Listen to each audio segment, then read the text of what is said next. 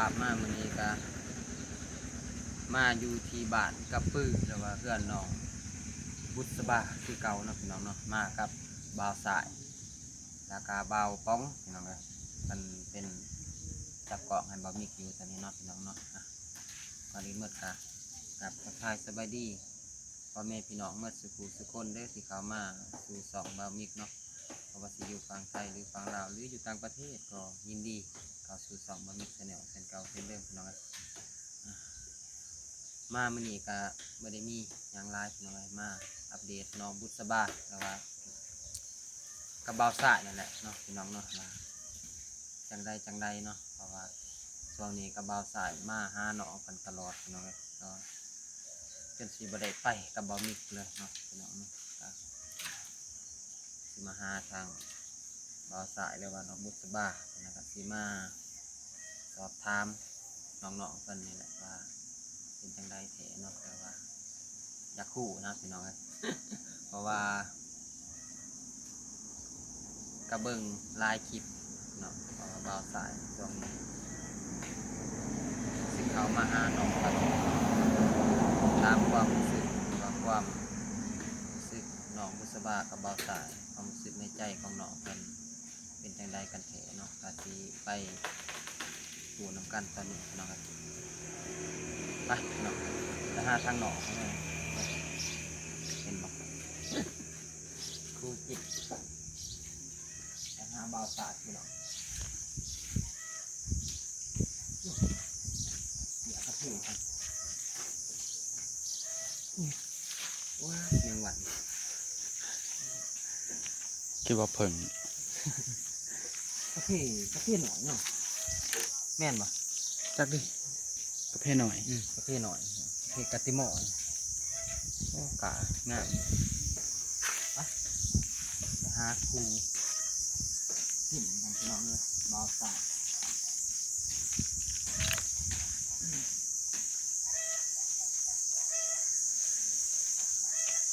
ทำผัก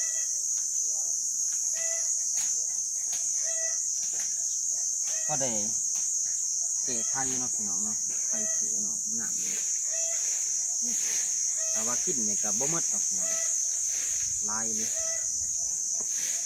บ้านเอาไปหาทางของหนองที่ในกลุ่มเอาเลย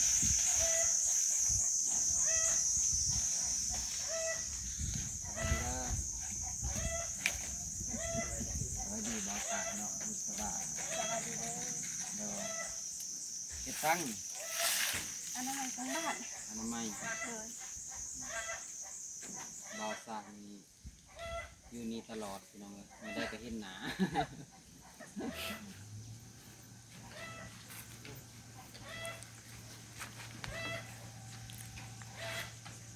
บ่ออกมาเลยบ่อนป้าได้หนี ป้าในนี้ ป้าได้หนีเลยต่อ เลย ก็ลอง เลย ปักเบื้องที่นี่ นี่ยัง เข้าแปลก ให้สั่งนั่นนี่ เราเห็ดเป็นข้าวป้าย โอ้ ข้าวป้ายกับอันนั้นเราเอามาใส่ ห้ามข้าวป้ายข้าวสารห้ามหนัก เขากินบ่มีแห้งเห็ดเลยเขาบอกเพิ่นกะหา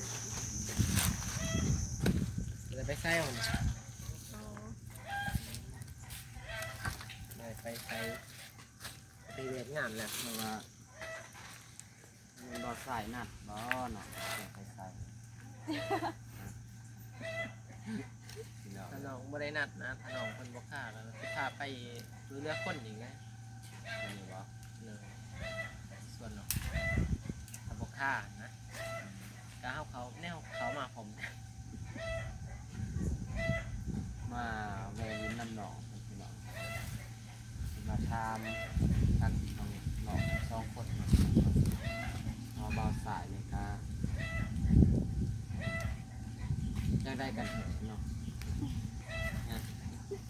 ได้ เรื่องเล่าบ่ เดี๋ยว คือได้ ใส่ใหม่ คือได้แจ้งกันนั่นแหละ แจงมีคลิปนั่นน่ะน้องเนาะตีว่าคลิปเมื่อคืนนี่ แจ้งแล้ว แจงแล้ว มีก็บ่ได้เข้าเบิ่งเลยพี่น้อง แจงกับน้องเพิ่นเมื่อคืนนี่แต่ว่าเนี่ยดูใจกันไปก่อนเดี๋ยวว่าติดตามกันไปก่อนเราไปกันก่อน ข้างนอกเลยก็บินนาใส่กล่องก็ได้ยืนกันนี่ก็ได้เพราะว่าเบามันมีเองครับว่านี่ครับไปชงไหว้กับขายเบาโน่งพี่น้องแต่บาวิททายคิดว่าเบาสายมาเลยพี่น้องมาเวห้าเลยบ่เห็นพี่น้องเลย ไปเก็บผักเมื่อวาน ไปหาเก็บผักก่อนเลยบามิกก็เลยบริทากันเนาะก็เลยบามิกมาก่อน อยู่กันละเรียนพี่น้องเบื่อหาหลอกแถวป่าแถวโลก ตอนนี้บาสายก็พัฒนออกไปทางใดยังมาหาแต่น้องบุษบาหรือว่าน้องสะไผ่ก็อยากพี่น้อง หน้าดำปดเนี่ย บามิกจะได้น้องสะไผ่แล้วจักไหวจักตากับบุหูพี่น้องก็เบิ่งไปก่อนเนาะ เลย หักน้องมีบ่มาหาน้อง กามากะหักแล้ว ฮะหักแบบใดหืม หักแบบใดหักก็มีลายหักไปพี่น้องเลย กะได้แจงไปแล้วเพราะว่าอยากจะน้อยเว็บซี่ว่ามัดดอกมาตัวนะแต่ได้แจงเมื่อคืนนี่เพราะได้เขามาหาหนูคุณก็พอดีเลย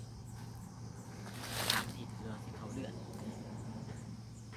บาสายนะมาหาน้องตลอดเลยพี่น้อง เลยได้แจงเลยเมื่อคืนนี่ มา อย่างนั้นแหละมันเป็น นั่นได้นั่นน่ะ ให้น้องคนเมาคือสิหู น้องนี่ความรู้สึกของน้อง จะอาสาสาหับได้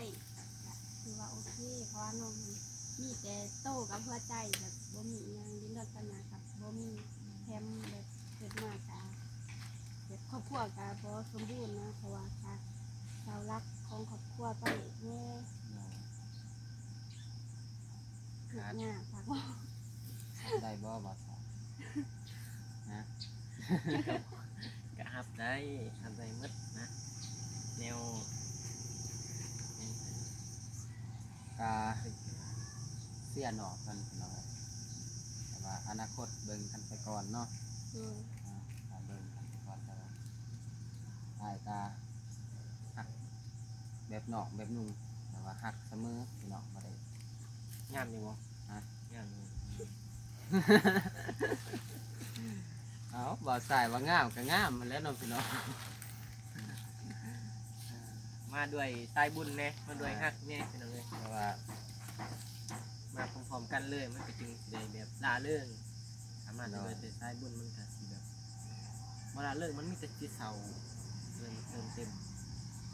ม เต็มหัวใจมั้ง เติมเต็มหัวใจ เต็มหัวใจ แบบมีชีวิตที่ว่าให้บ่เศร้านะ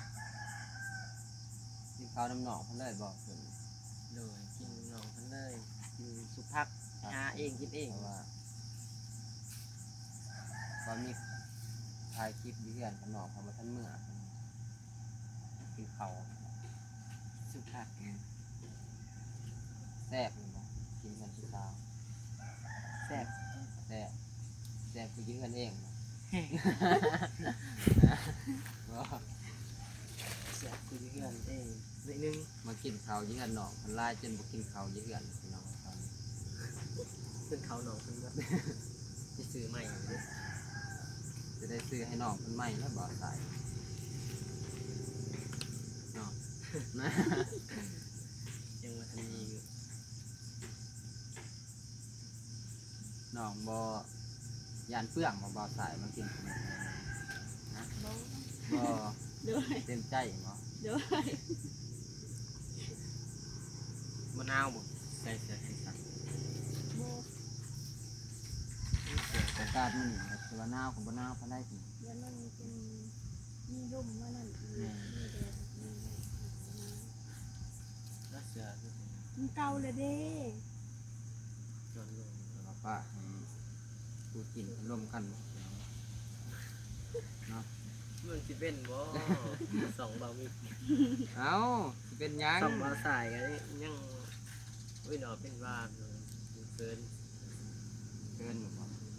เกินสิเว้ายังมีแต่น้องเพิ่นเว้า เกินหย่อนหยังความหักฮะ ทำเป็นความหัก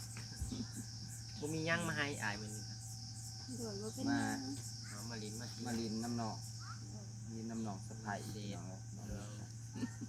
อนาคต พาเบามิกมาเบามิกทันเลยมาแล้วแต่ว่า มาแล้ว เมื่อวานนี้เพิ่นเข้ามาบ่ทัน ท่านเพราะว่า ตอนนั้นเพิ่นไปกับเห็นนอกลงคลิปเซอร์ไพรส์เนาะเป็นหยัง เป็นเซอร์ไพรส์คือว่าน้ำตาไหลอยู่อืม อ่ารู้สึกบ่ขึ้นนะว่าสิได้ความในใจเรา ดีใจเนาะ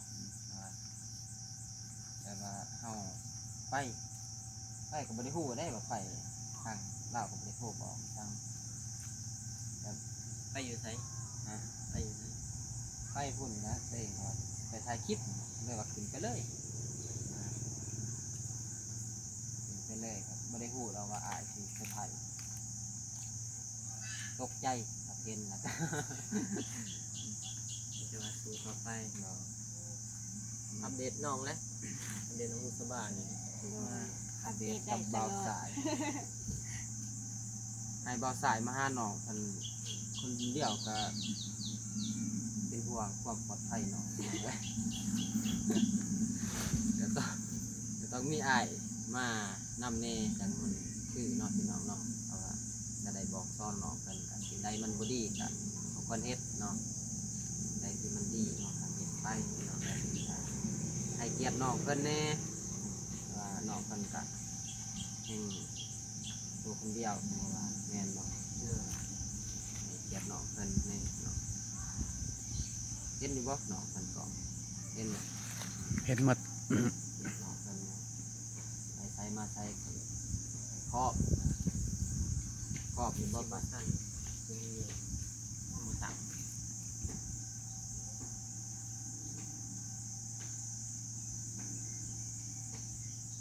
กินข้าวกินน้ำแล้ว กินแล้ว ได้ยังกิน กินแจวกับโยกผักนอกเราไปหาหมู่บ้าน ได้ล่าอยู่บ่ไป5 วันนี่ โอ้ไปสองคนลูกป้า ล่าอยู่บ่ได้ ไล่เติบอยู่ พอได้กินอยู่พอมีอยู่เนาะ โดย คิดว่าไปบ่ใส่คิดว่าบ่มีเลย ส่วนขัวก็มีพี่น้องแต่ว่ากินผักธรรมชาติแม่น ผักมันบลายเด้ อันนี้กินผักกินคู่มือแล้วเห็นคู่มือก็จะเปลี่ยนเมนูใหม่เนาะ โดย เป็นผักกูดแดงว่าผักกูดแดงนี่ยามแล้งนี่สิหายากเลยพี่น้อง เขาปล่อยปล่อยพวก แซ่บทางเขตลาวไต่เฮาสิกินแต่ว่าคือทางไทยก็บ่ฮู้เนาะถ้าสิ อย่างบ่มีนี่แต่บางทีเขาบ่เคยหูนะ บ่เคย เขาบ่เคยหา โดยเขตลาวนี่มีหลายกินหลายอย่างผักพี่น้อง พักกันตอกกันจ้องกินหมด ช่องที่มีไทยก็กินเห็นอยู่ก็กินหลายเส้นไปเอากินครับผมตั้มนะว่าจะได้ละกินกับตั้มผักกัน แซ่บอยู่ว่ากินคนเดียว บ่แสบ กินคนเดียวไม่ต้องแซ่บ บ่แสบฉันกินแล้วเห็นยังไง จูดกล้องใหญ่เลยนี่บ่ เยอะมา มั ใส่ นสิจุดแยก แง่พอ โดย จูดกล้องใหญ่บ่ได้ไก่เพื่อนเขา มันยังบ่ทันได้ตาย มี เนี่ย จะตัดออกทีละน้อยจุดทีละน้อยได้อยู่ ขาวดกนี่เนาะ ราคาเขา เอาเข้ามา โดย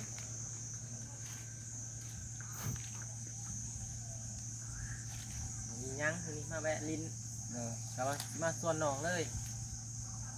ไปหาหลงทำบุญนะบ่มีเนาะ จะไปทางใดต่อ น้องว่าง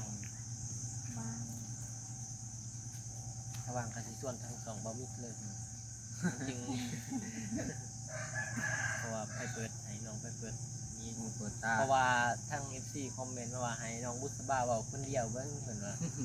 ลองเบิ่ง พอได้บ่ เป็นว่าเว้ากับอันนั้นเด้คนเฒ่าสองตายายเป็นน้องเพิ่นเว้าถามความในใจหรือว่าถามทิปซุกดิบนะเพิ่นว่าน้องเพิ่นก็ทำได้อยู่แบบนี้เพิ่นเป็น ทั้งน้องเพิ่นก็เว้าม่วนอยู่ เว้าม่วนแล้วก็แบบให้เกียรติ เนาะ ถึงว่าเฮาสิไปให้เขาแท้ๆหรือว่าเฮาเอาของไปให้เขานะเฮาเฮ็ดตัวแบบโออาร์ตหรือว่าแบบเฮาให้เขาแล้วเฮ็ดตัวแบบว่าคือเฮามีน้องเพิ่นก็บ่ได้เฮ็ดเป็นหยังแบบธรรมดาเฮ็ดแบบคือแบบเฮาบ่มีนั่นแหละให้เขาก็ให้เกียรติว่าเขา โตของเขาเอง ได้รับเข้าก็เป็นแนวคนเฒ่าเขาก็ต้องให้เกียรติอยู่แล้ว เฮาเคยเฮ็ดแบบใดเฮาก็เฮ็ดไปแบบนั้น ต้องเป็นความดีความงามเขาทำมื้อนี้ถ้าความบ่ดีนี่ทำมื้อนี้เฮ็ดมื้อนี้ปุ๊บโลดถ้าความดีนี่ทำมื้อนี้เพื่อสิได้เห็น อันยากเนาะ ยากความดีนี่ ความดีความดีนี่ทำยากความชั่วนี่ทำง่ายเพราะความชั่วนี่ทำมือนี่จะชั่วตลอดแต่ว่าความดีนี่ทำลอยเกลือ สิ่งได้เห็นอันหนึง ทำดีเธอเดียวแล้วเลยความดีบุมีเนาะเพราะว่า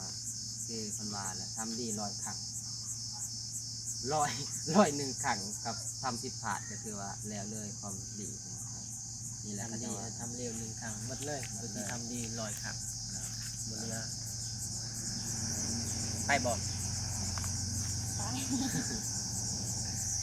ก็บ่ได้ไปใช้แต่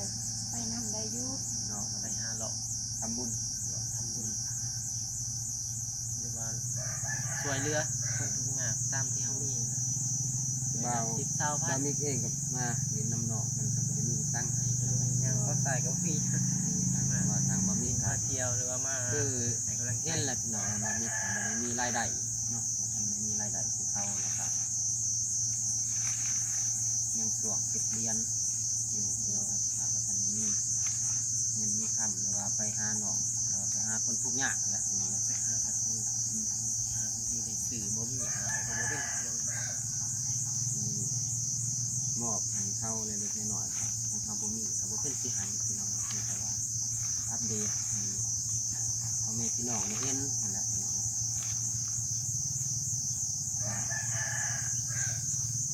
ทางเบิ้งว่าสิไปทางใดหนึ่งเนาะพี่น้องเนาะว่าสิได้พบพอกันคลิปต่อไปนี่ก็มาชัดเจนแล้วพี่น้องกันกัน เพราะว่าได้เปิด ชัดเจนแล้วพี่น้องเลย เพราะว่าได้ให้คำตอบไปได้เมื่อคืน บ่มิกเป็นอาเนาะอยากมาทางสองบ่มิกเองมา แนะน แนะนำเพราะว่าน้องสะใภ้ เป็นน้องสะใภ้คนใหม่เหรอ คนเก่านี่ได้ ำเดี๋ยวมาแนะนำมาบอกสอนนี่ที่เป็น คือบ่าวสายกับอายุใส่ตะซองเนาะ โดย สายใส่ตะซองปีน้องเป็นไง 19สิเข้า20ปี เอาสาวเลย ถ้าฮอดเดือนสองพั 5วัน นที่ เนี่ย 9 2,600เหรอ เดือน5วันที่9เดือนก็20ปีเต็ม ก็เอาไล่ปีเลย เดือน ไล่ปีเลยตัวปี2026ก็เอาปีเลย เดือน เอาไล่เป็นปีเอาเดี๋ยวนี้ว่าเขาไปหงหมอคือกันเลย ชื่อไว้นะครับที่ ไป เก่า หงหมอเนี่ยเขาไม่ได้ไล่ว่า19 ปียังอีก5 เดือนแต่ที่หอดเช้าเขาไม่ได้ไล่เลยเขาสิไล่แต่ว่าปีพศยังเขาเกิดเนาะเขาก็สิมาลบมาคูณกันเอาเลย เดินหาที่เก่า เขาไม่ได้ไล่เดือนนะอะไรปีเอาเลย วันเกิดชื่อวันเกิด จือเลยเด้อคือไหนมาสุไทยน้องวันนี้ เราจะไปพิษวันเต็ดบาท สุไทยพิษบ้านนี่ก็ดีแล้ว พิษวัน น้อง ที่ เลย บ่แม่นมันเกิดน้องในคนนี้ได้ จากนาที สาว ก็ได้อยุ่พี่น้อง ลินมาแม่ลินมาเที่ยว ไม่ได้มีทางไหน มีแต่ ภาษายังบ่มีหยังมันมีแต่หัวใจ หัวใจก็ได้มีแต่สำนักแล้วเนาะก็สิได้ออกเดินทางว่าสิไปทางใดกันสั่นก็ มีแต่ฝากลูกไปนำกัน ฝากรุ่นไปนำกันนะว่าทางน้องบุษบากับบ่าวสายเพิ่นก็น่าจะจ้าแจ้งเนาะว่าซั่นบ่มีก็บอกได้ซั่นนี้เนาะก็ที่ว่าเต็มปากก็บ่ได้ ต้องให้น้องทั้งสองเพิ่นเว้าพี่น้องมีแต่จังซั่นแล้วเนาะเนาะ จะคิดไปว่า มีแต่สิลงไปนำ กินนะน้ำนะเอามาน้ำเนาะ ไป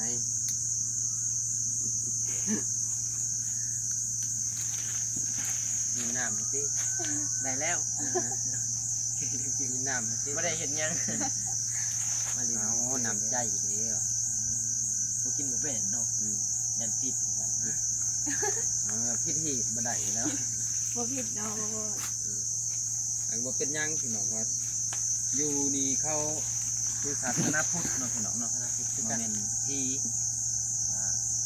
ศาสนาพุทธมีวัดเนาะมีวัดก็คือมีวัด มีวัดนะครับที่ง่าย เนาะศาสนาพุทธ เด้อเด้อ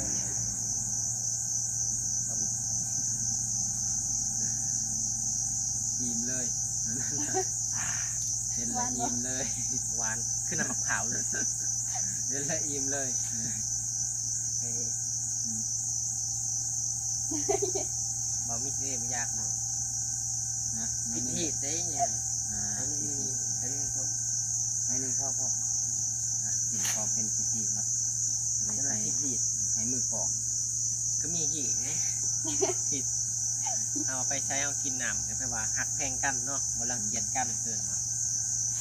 เดี๋ยวว่าหักแพงกัน โอเค ก็ไปก่อนก็ได้นะอันนี้แต่สำนันละเนาะจบคลิปแล้วเนาะมันกันเลยนี่แหละ ถึงกันเลยบอก มันกันเลยก็ได้พี่น้อง มันเคยจบกับบ่มี เลย หยาดเล็ดเด็กจบ จบคลิปก่อนพี่น้องเดี๋ยวออกเดิน ไม่ ทาง จบ ดีแต่มีแต่รอลุ่นรอไปนำกันเนาะเพราะว่ากูกินใหม่แล้วก็บอสายกับเราบุษบาทนี่ก็ฟังเบิ้งนะครับพอมีกาพ่อพี่น้อง ถ้าว่าเป็นจริงแท้บ่มีเห็นดีอยู่น้องคนตานะฮะนิสัยดีนี่บอสายก็ บ่รอคือไร ก็เหมาะสมพี่น้องเพราะว่าเอฟซีว่าหน้าตาคือกัน ครึ่งเจอจบคลิปบ่ หน้าตาคือกันเนาะเหมาะสมก็ยินดีนำน้องเพิ่นเนาะถ้าว่าเพิ่นหักจริงวางแตงก็ยินดีนำน้องทั้งสองเพิ่นเนาะตั้งแต่จังซั่นแล้วเนาะก็จะได้จบคลิปก่อนพี่น้องเอ้ยก็มีแต่ว่าพบกันคลิปหน้าหรือคลิปต่อๆไปพี่น้องเอ้ยก่อนอื่นเมื่อก็ผมขอบใจผู้ใหญ่ใจบุญหรือว่าที่ทุกท่านที่เข้ามาเบิ่งสองบ่มิกเนาะบ่ว่าสิอยู่ภายในหรืออยู่ต่างประเทศหรืออยู่ ทางไทยก็ยินดีเนาะแล้วก็ขออวยพรให้เอฟซีทุกท่านและผู้ใหญ่ใจบุญจงมีสุขภาพแข็งแรงเฮงๆปังๆปรารถนาสิ่งใดก็ขอให้ได้สิ่งนั้นสมดังใจปรารถนาเนาะพี่น้องเนาะคลิปนี้บ่มีกับน้องๆเพิ่นก็จะได้ขอตัวลาก่อนเนาะไว้พอกันคลิปหน้าหรือคลิปต่อๆไปพี่น้องคลิปนี้ก็สิขอกล่าวคำว่าสบายดีเด้อ